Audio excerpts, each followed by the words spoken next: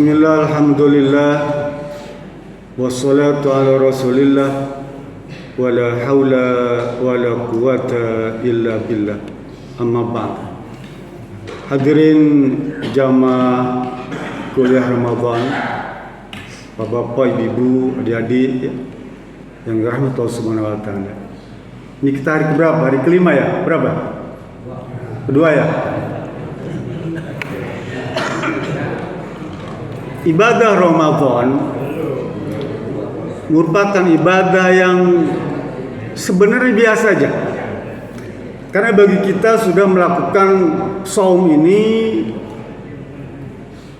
berpuluh kali. Ada yang 10 kali sudah melaksanakan saum, ada yang 20 kali, bahkan ada yang 70 kali saum Ramadan. Sehingga sudah menjadi rutinitas, bahkan menimbulkan kesan yang biasa-biasa aja. Seperti itu ibadah saum Ramadan itu, Pak. Seharusnya memang tidak boleh begitu, seharusnya, karena Ramadan ini bulan yang istimewa sekali. Sampai Allah berfirman bahwa ini adalah bulanku, syahrullah. Kalau kita kemudian menengok pelaksanaan saum Ramadan yang berpuluh-puluh kali itu, apakah sudah sampai pada apa yang menjadi tujuan ibadah saum Ramadan itu?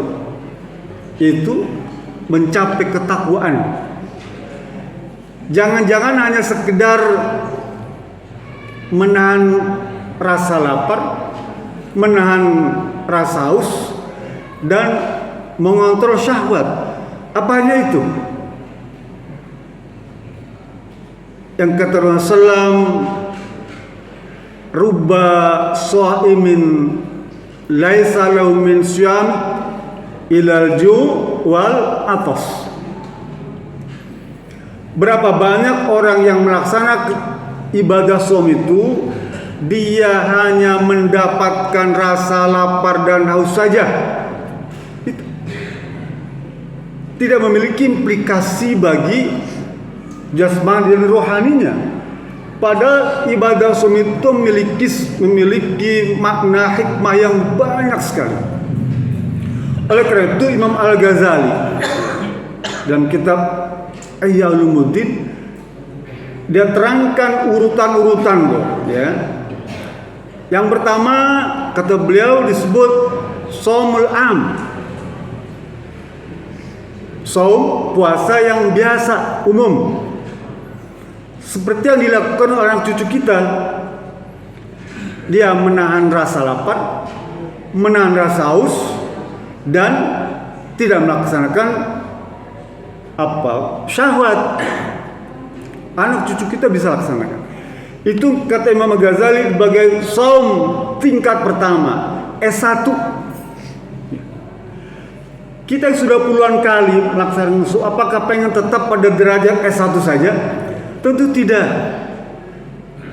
Kita harus tingkatkan untuk menjadi S2 tuh.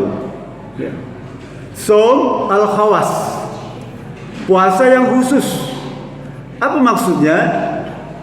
Di samping kita melaksanakan menahan makan, minum, dan syahwat, tingkatkan tuh menahan panca indera, ya, panca indera kita, mulut kita jaga, ya. Dalam hadis Bukhari Muslim, Rasul berkata, "Malam yada' qaula zur wal amalan bih, falaisa lillahi hajatun fi ayyada ta'am wa syarab." Jika kalian tidak mampu menahan ucapan qaula zur, ucapan yang kotor, yang buruk, dan melakukan perbuatan itu sesering mungkin, maka Allah tidak bertanggung jawab, tidak akan memberi apa-apa sekalipun kau telah menahan makan dan minum.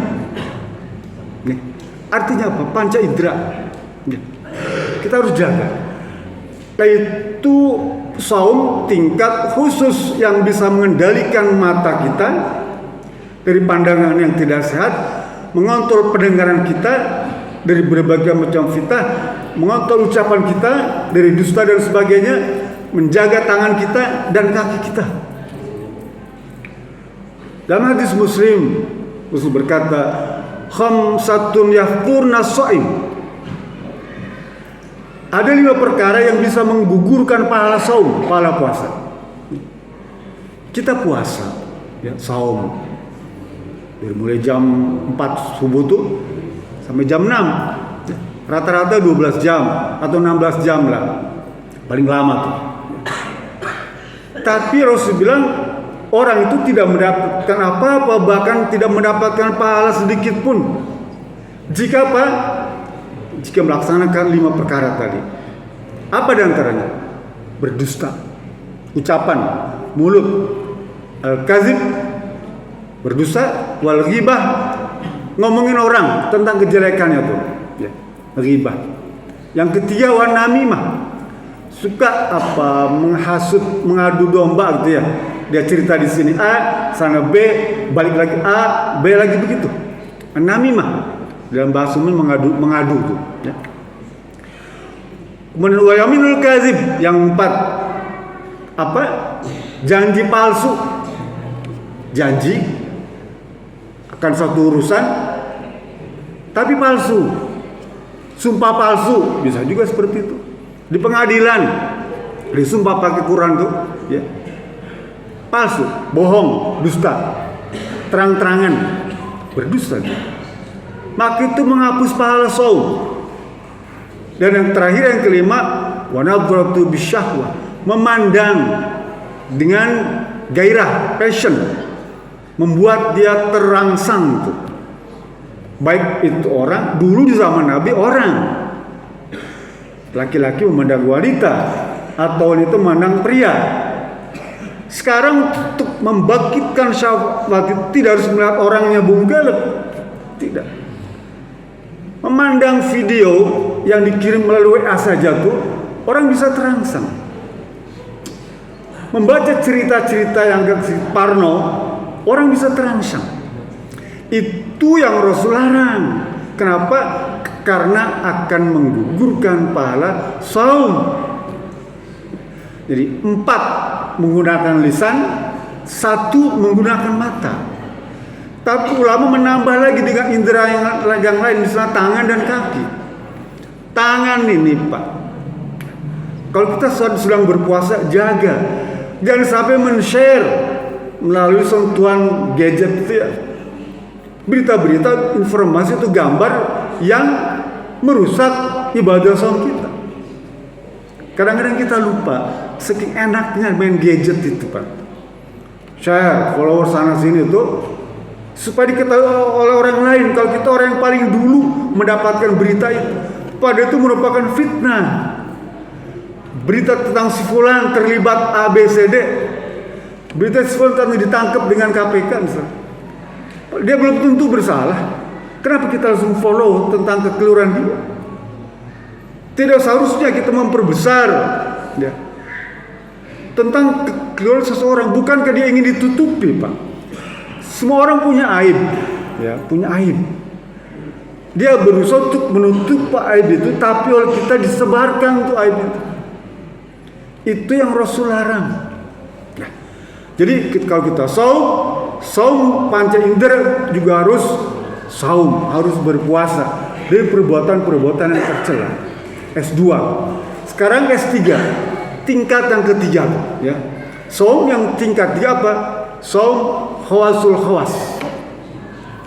Puasa khusus, lebih khusus lagi. Apa maksudnya? Kalau tadi kita sudah bisa melaksanakan saum zahir nih, makan minum syahwat, kemudian saum puasa mengendalikan panca indera, sudah naikkan setingkat S3. Saum yang ketiga apa? Puasa hati. Hati dipuasakan dari apa? Dari penyakit hati. Apa misalnya yang gampang? Iri dengki, hasad hasud, cemburu, egoisme, sombong, takabur, emosi, marahan. Itu semua ada amalan kolbu. Selama Ramadan ini jaga. Ya. Kalau kita ingin naik trapnya tuh ke tingkat yang ketiga tuh ya, khawasil khawas tuh. Itu yang diharapkan oleh Rasulullah SAW. Agar apa? Agar kita ini suci. Agar kita nanti selesai Ramadan ini fitrah kesucian kita dapatkan.